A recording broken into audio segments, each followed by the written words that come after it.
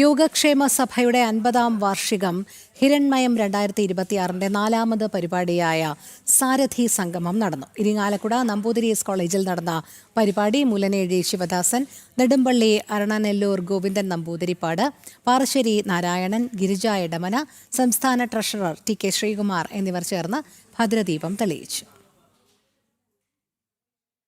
Hiranmayam chairman Krishnan കാരക്കാടിന്റെ അധ്യക്ഷതയിൽ കൂടിയ യോഗത്തിൽ ജനറൽ കൺവീനർ കാവനാട് കൃഷ്ണൻ സ്വാഗതം പറഞ്ഞു. സംസ്ഥാന ട്രഷറർ ശ്രീകുമാർ TK ഉദ്ഘാടനം ചെയ്തു. യോഗക്ഷേമ സഭ തൃശൂർ ജില്ലാ പ്രസിഡന്റ് ശ്രീകുമാർ മേലേടം, കരുവാട് നാരായണൻ എന്നിവർ ഹിരൺമയം വിശദീകരണം നിർവഹിച്ചു. തുടർന്ന് മൺമറഞ്ഞ മുൻകാല സാരഥികളെ മധ്യമേഖലാ സെക്രട്ടറി പഴങ്ങാപ്പറമ്പ് ഹരിനാരായണൻ അനുസ്മരിച്ചു.